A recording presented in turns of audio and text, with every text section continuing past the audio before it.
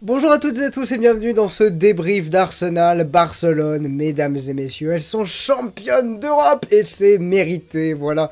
C'est la fin de ce débrief, non évidemment, non mais merci à toutes les personnes qui étaient là en live pour le vivre, évidemment les tops et les flops à la fin. Merci pour toutes les personnes qui restent jusqu'à la fin de ce débrief. Beaucoup de choses à dire et notamment sur ce Barça qui perd aujourd'hui plus qu'une finale. Pour être honnête, on va reparler de ce qui s'est passé sur le match, on va parler des compositions d'équipe, évidemment, vous connaissez la musique et surtout... N'hésitez pas à vous abonner, vous avez été très nombreux à vous abonner pendant le live, merci encore évidemment, on va viser les 1600 abonnés bientôt, merci pour votre soutien indéfectible, ça fait trop plaisir de vous voir venir dans le chat discuter avec moi et d'être en live. Bon, parlons des compositions d'équipe, mesdames et messieurs, avec côté Arsenal Wickham, côté Barça, une compo très classique en termes de Champions League. J'avais déjà, en fait, c'était les compos des deux demi-finales. Les mêmes. Vraiment les mêmes. C'était les deux compos des deux demi-finales retour. Donc ça voulait dire à quel point les deux équipes savaient ce qu'elles faisaient. Avec notamment ce 4-3-3 côté Arsenal. Cette défense dont on va parler. Fox, Williamson, Catley, McCabe. En face, Rolfe, Mapi, Paredes, Batlier. Et le milieu côté Arsenal, Little Cadente, côté Barcelone, Putellas, Patry et Bonmati. Et devant, Kelly, Manoum, Ford et Rousseau. Enfin bon, c'est plutôt Manoum qui était dans un rôle de milieu, mais bref. Et côté barcelonais, Pina, Pajor et Graham Hansen. Concernant le... donc pas grand chose à dire niveau composition parce que c'est du déjà vu. Et niveau formation 4-3-3, 4-3-3, ça se neutralise. Par contre... Arsenal avait un plan. Arsenal avait le plan suivant. On attend, on contre, on gagne. Voilà, c'était typiquement ça. Mais c'est pas on attend véritablement. Parce qu'elles ont commencé à presser rapidement. Et plus le match avançait, plus le pressing se faisait. Et là où c'est intéressant...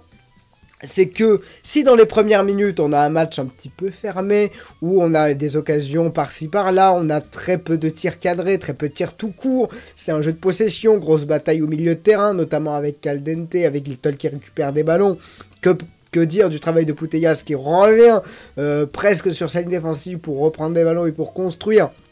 C'est un jeu tactique, c'est une finale qui se lance, mais qui se lance petit à petit, on a de plus en plus d'occasions, et surtout, il y a ce but contre son camp, refusé pour hors-jeu, pour Arsenal, très vite dans le match, et ça a mis un gros coup de froid au FC Barcelone, parce qu'il y a une défense qui a été meilleure que l'autre.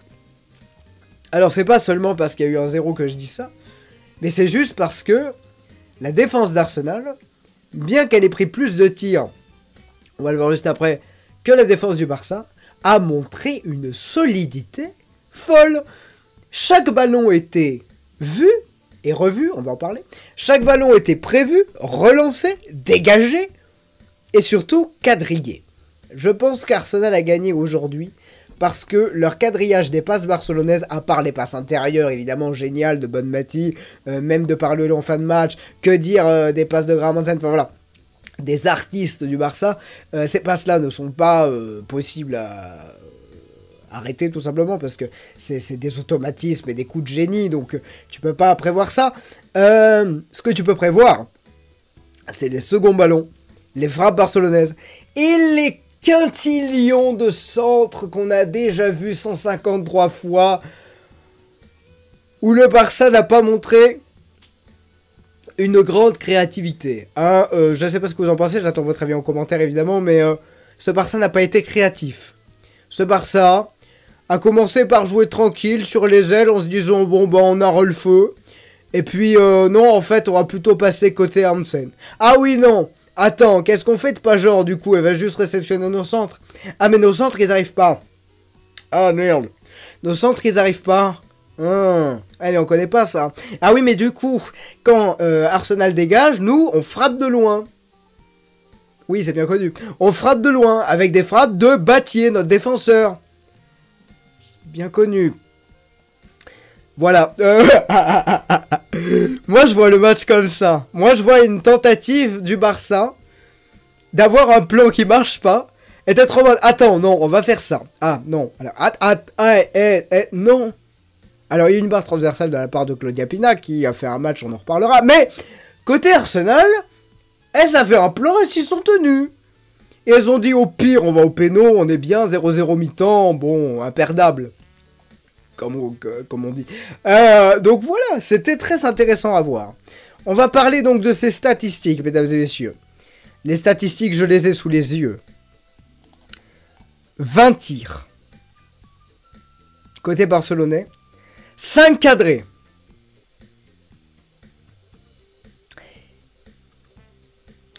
« 8 tirs côté Arsenal, 3 cadrés. » Comme disent les Anglais, do the math.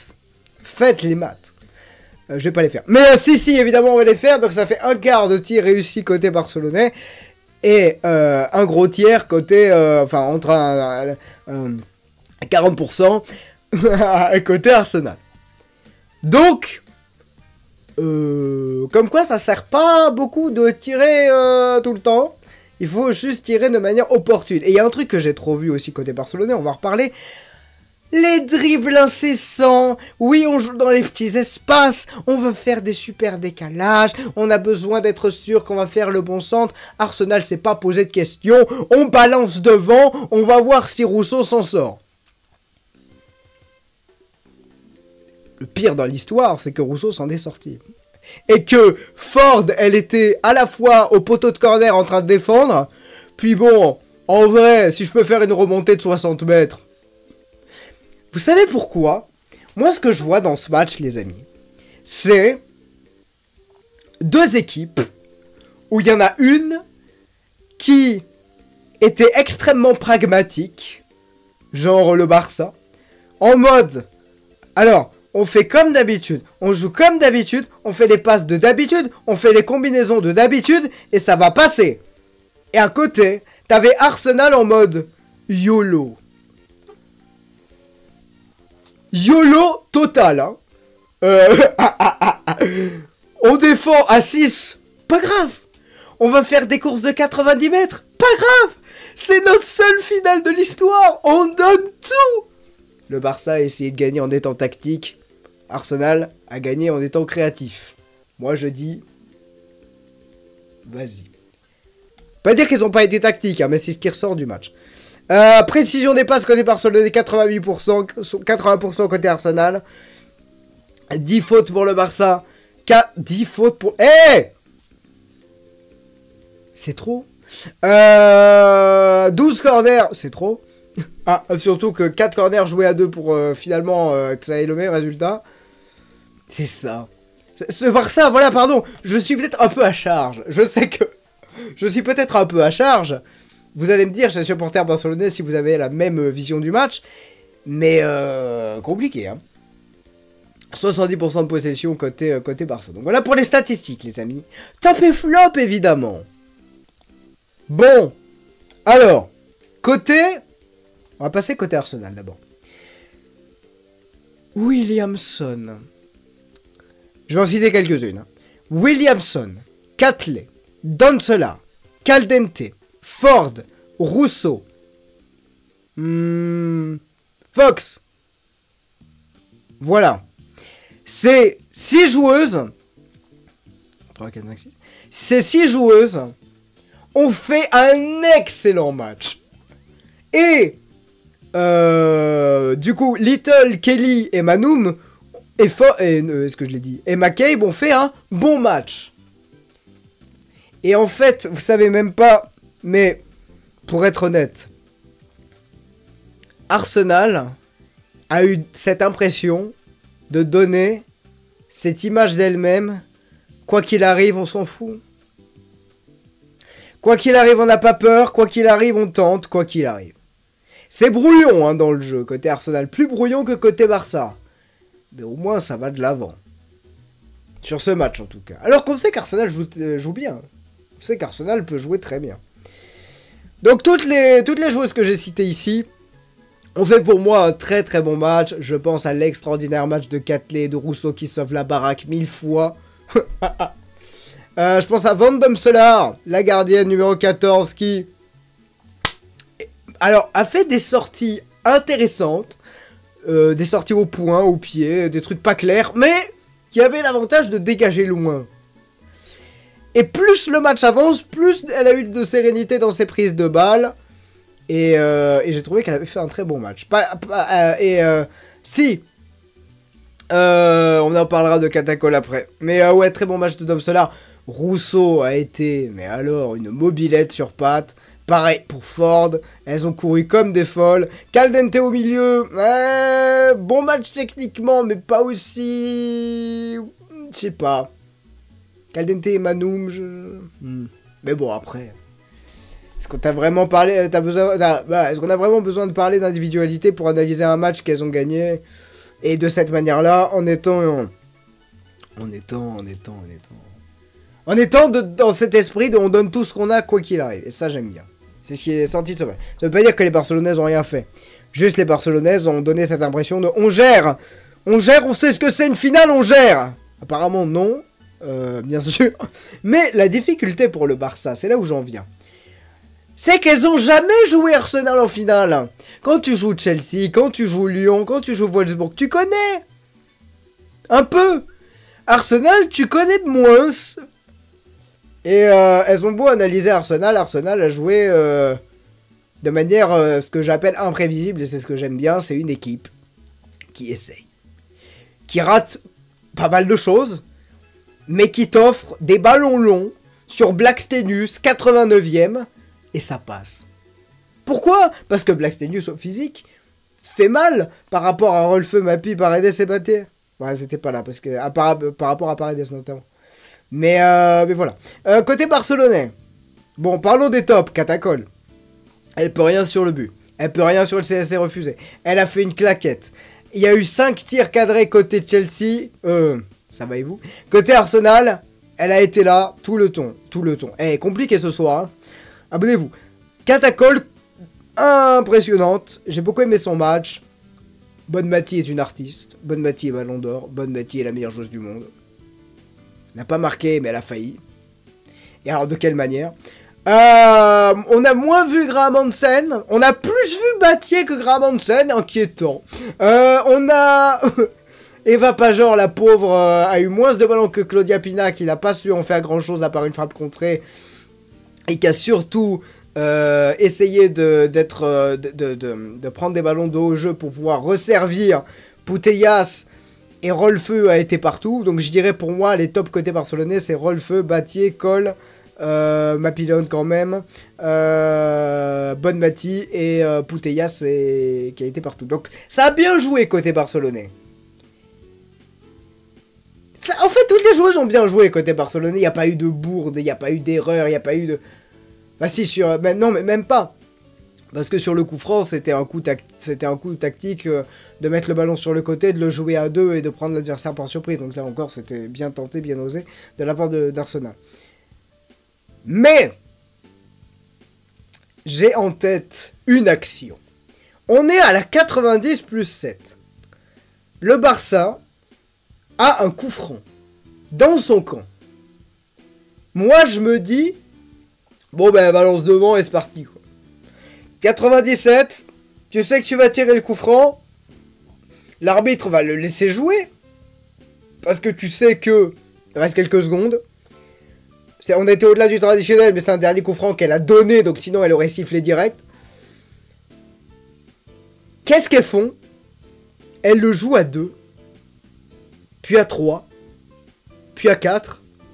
Elles ont fait 20 mètres, et l'arbitre a sifflé à la fin du match. Il s'est passé quoi? Il s'est passé quoi dans les têtes barcelonaises pour qu'un dernier coup franc 97e, tu l'envoies pas dans la surface? Qu'est-ce qui s'est passé mentalement? Vous avez une explication? Ou alors elles ont cru que si elles le tiraient directement, ça serait sifflé, je sais pas. Pour moi, c'est symptomatique de ce Barça... Pardon, mon débrief fait beaucoup trop fort, je m'excuse pour ça. C'est symptomatique de ce Barça... dans cette finale. Un Barça qui...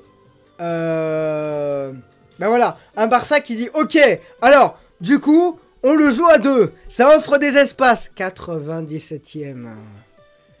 Le Barça a été trop rationnel, trop tactique, trop lent. On rappelle quand même qu'elles ont eu des grosses occasions. Grosse récupération à 30 mètres qu'elles n'ont pas osé prendre en frappe, à part 2 fois Bati qui a failli la mettre dedans d'ailleurs. Mais en fait, le Barça a brillé sur des coups d'éclat ou alors sur des frappes tentées de loin, mais moins sur le jeu axial et le jeu en petite passe, parce que derrière, dans la surface, t'avais 8 défenseurs et que tu pouvais rien faire. Donc voilà ce que je pense de cette rencontre. Bravo Arsenal pour cette victoire. Je m'excuse pour mes trucs d'analyse là, excusez-moi, c'est insupportable. Désolé pour ça. J'espère que ce débrief vous a plu, donc j'ai que ça à dire. Le Barça a perdu ensemble. Il n'y a pas une individualité où ça s'est mal passé. Mais Arsenal a gagné ensemble aussi. Je dirais pas que c'est une question de mentalité ou vraiment de technique parce que les deux équipes se valent. Par contre, c'est un momentum. C'est un état d'esprit. Je dirais même pas un état d'esprit, mais deux manières de voir une finale. Le match d'une vie ou un samedi. Voilà. Je pense que c'est ça qui a pu coûter au Barça. On a déjà gagné beaucoup de finales. Bon, on connaît. Apparemment, on ne connaît pas tout et on sentait. Pourquoi je vous dis ça? Pourquoi je dis ça? Parce qu'on voyait bien à la détresse des Barcelonaises à la fin du match que c'est déchirant et qu'il y a un truc qui s'est pas bien passé. Et que tout ce qu'elles ont tenté a pas marché. Et que elles ont été obligées d'aller faire des frappes de 40 mètres pour tenter quelque chose, mais que derrière, à la 97e, elles jouent à 2 parce que pourquoi pas. Il y a un truc qui s'est pas bien passé dans cette finale. Est-ce qu'elles l'ont mal abordé? Est-ce qu'elles ont perdu confiance après ce CSC qui a été sous hors-jeu? On saura pas. Tout ce qu'on sait, c'est qu'Arsenal est championne d'Europe, que c'est mérité sur ce match pour moi. Mais très hâte de voir un Barça revanchard l'année prochaine. Il peut se passer beaucoup de choses. Je vous souhaite une très belle soirée. Vive le foot féminin, vive le foot tout court. Et à très bientôt. On s'est régalé. On parle de l'équipe de France mardi à 20 h et le match vendredi. Merci. À très bientôt. Ciao, ciao.